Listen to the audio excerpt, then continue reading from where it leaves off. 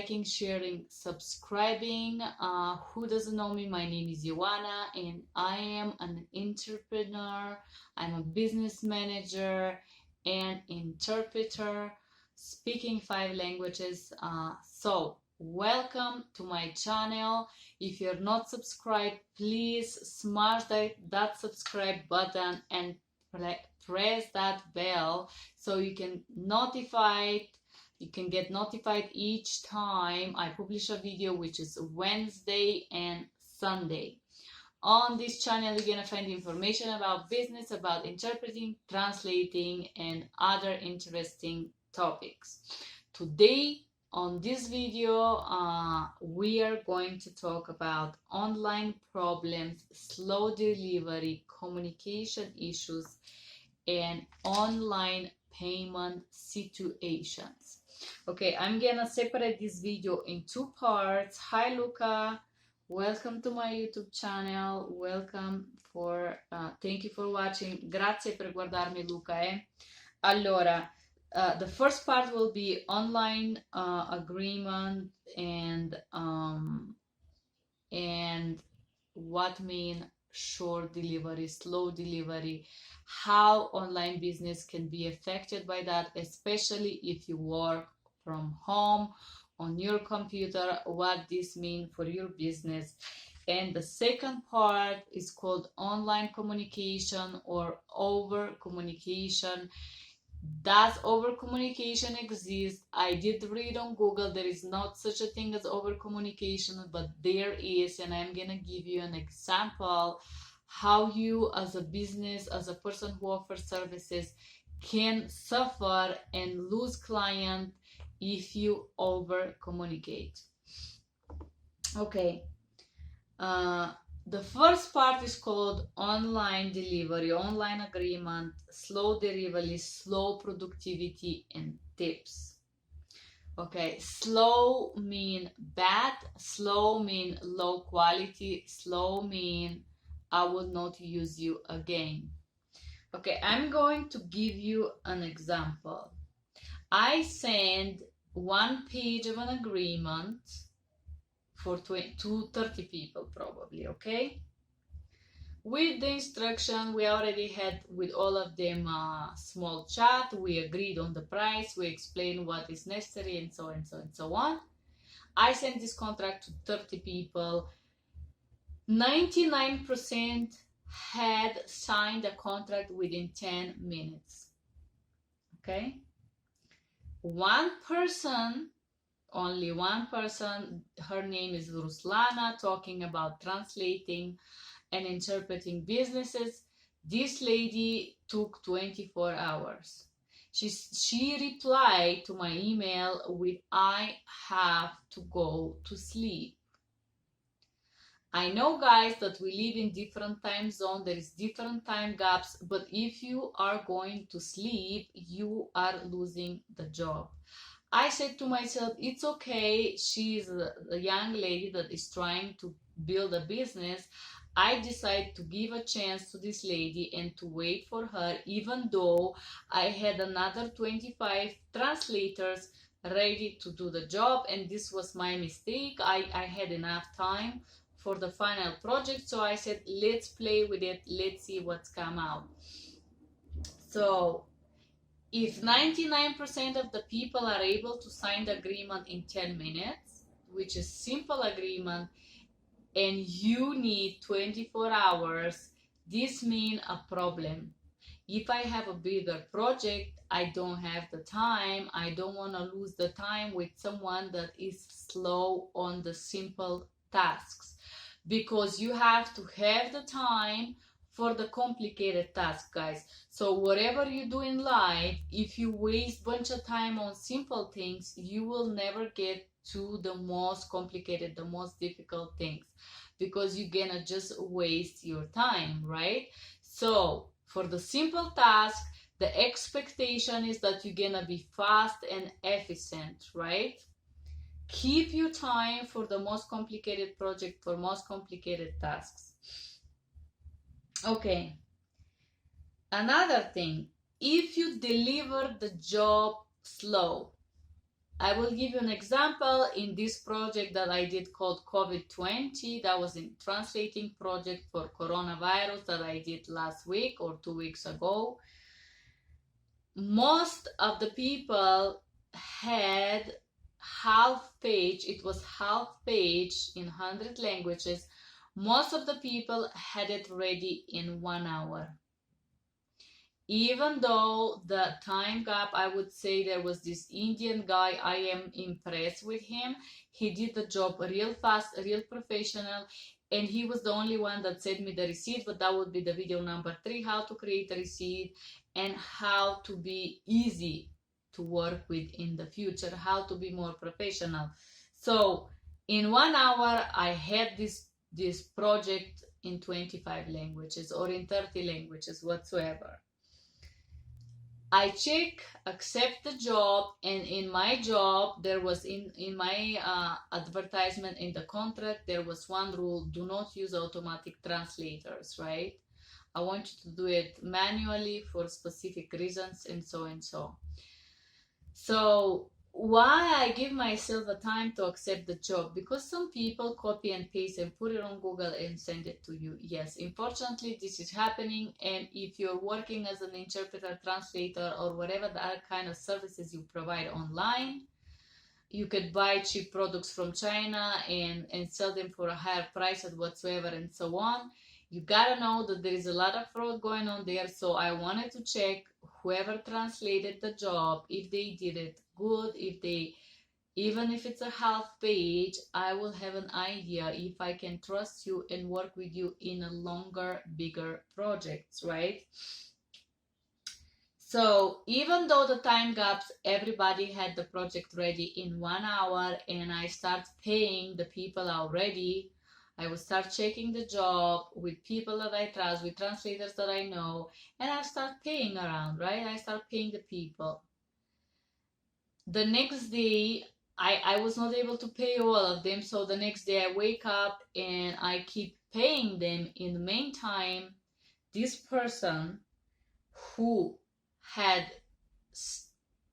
signed the contract on time, she finally signed it, so I can give her the job. So I give her the job, which she delivered in like another 24 hours.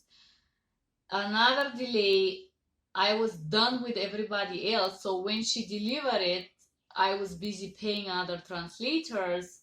She started sending me emails reminding me about the payment. Okay guys, if you're serious business people, if you're serious businessmen, you gotta go back to your contract and see. I said when I'm gonna pay you. I said once I say that I accept the job as done, I have 24 hours to pay you. I obligate myself that I'm gonna pay you in 24 hours. So you do not need to send me 25 emails reminding me. I had 100 emails, and I start slowly, one by one, accepting the job and paying. You do not need to send me emails of reminding me that I need to pay you. I know that I do care for my reputation, and let me tell you, even though this person, the Russian language person, took 2 days for half page, she missed one paragraph.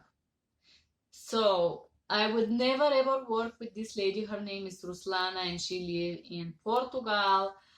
But just guys remember, slow, it doesn't mean a good product. Slow normally irritate me, because I was waiting for this one language to conclude a huge project of work that I had to deliver to someone.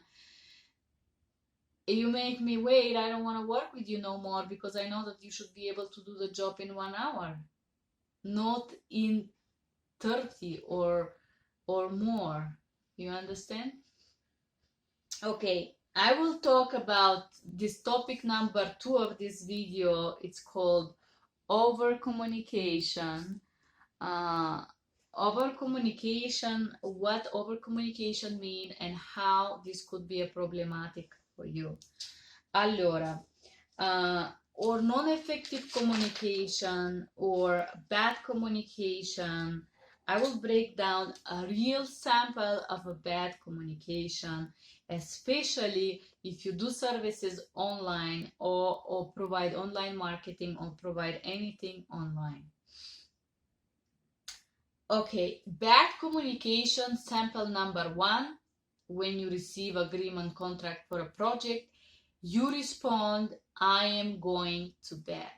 It's better don't respond and respond the next day with agreement than keep sending messages or emails telling me how tired you are and that you have to go to sleep. Honestly, guys, business is business, and whoever respond first, whoever respond efficiently, get the job. So if you were working with a real big shark, which I am not, you are going again to lose the job. You're going to lose the job, you're going to lose the project. So your communication have to be fast, clear, honest, and immediate. Not only when you look to sign the contract, because when you read the contract, we said there you can negotiate. But when you sign it, you also have to keep your level up. If there is a problem, you communicate.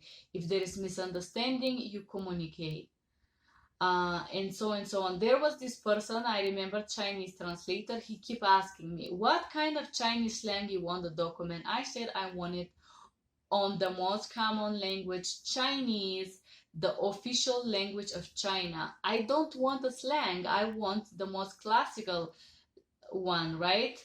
And he keeps saying me, oh, but you know what? I speak this and this and this and that slang, but I don't need this slang. I need the most common used language.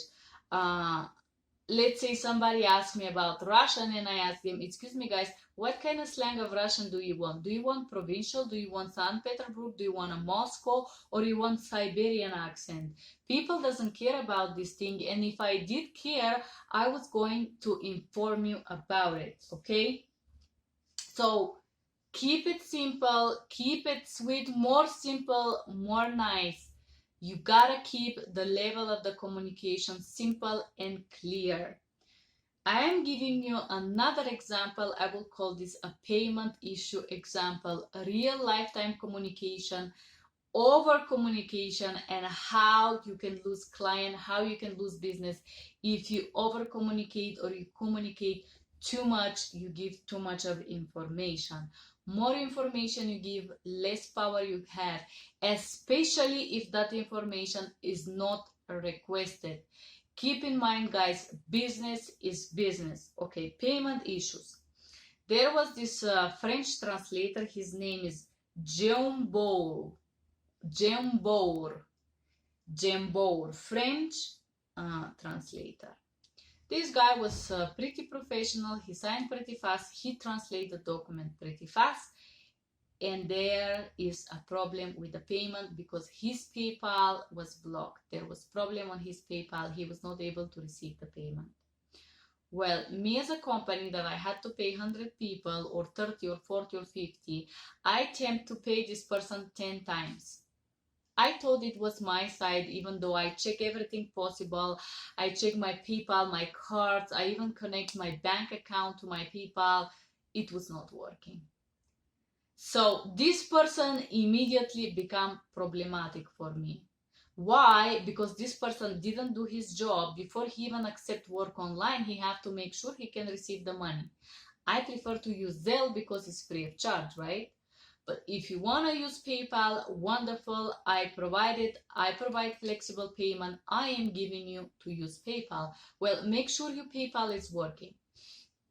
Because here in this case, his PayPal was not working. And he sent me 25 emails apologizing and saying how sorry he is. One email of apology will have to include the solution. I'm looking for a solution. Once I find it, I will contact you back. Keep sending me emails. I love to work with you. Give me more job. But you still have the problem with the payment. I don't want to know nothing else until we close this project, guys. So do not send so many apologetic emails. This is not professional. having in mind that I had 100 emails to respond to. These 25 emails blinking and coming to my email was real nightmare. This was real harassment for me, okay? So do not do that. Do not do that. After 30th email with his apology, I said, please, when you fix your PayPal, send me the information. Thank you. Instead of understanding, this person starts sending me offended messages, telling me how upset he is, how unpolite I am, and that he would never work with me, and that was so terrible. Guys, there is no space for feeling in the business. If your PayPal is not working, focus on problem solving. You gotta focus on problem solving, and you gotta communicate where are you on those steps to problem solve the issue. Do not overcharge and overload whoever order your business with apologetic, offended, and sad emails. This is not professional, okay? Number 3, payment complaint. Guys, I repeat, in video number 2, in video number 1, you were able to talk and negotiate about the payment. I knew that I was offering 1 cent more for the job, and there was a reason for that. That was a search for the market for me, and I did it for a reason. Guys, I know the prices. I already know how much the job costs. Another thing, the document that I sent, it was not 250 words, it was 223. The reason that I put the extra amount of words is because of the PayPal charge, and I know in some languages you can have a little bit more word, even though the original language in English was 223 or 230 words. You think I don't know how many words I send you? Of course I know. None of the translators calculate the words actually, but the same person that had PayPal that was of services start to complain that PayPal charged him $2 of fee, and I steal from him $2. Well, in the end of the day, you didn't translate 250 words, you translate 230. Also, you agree to use PayPal, which means you agree to PayPal to pay for the PayPal services. So stay humble, stay focused, and remember, you can negotiate only before you sign the agreement. Once you sign it, you cannot negotiate with me. If you want to work with me, if you want to know how is it, let me tell you one last thing, guys. Even though there is this Russian interpreter that missed the entire paragraph, I still pay her, but I will never use her again. So if you want to work with me, just have in mind these few things. And if you want to work online, if you want to develop your business online, have in mind these few hacks that I share with you. I hope you like this video. Please share, like, subscribe, and comment, and give me any suggestion on the description, any suggestion on the comments. You can find my information on the description box below if you do need any interpreting or translating businesses. Thank you for being here. I wish you have a wonderful day. Bye bye.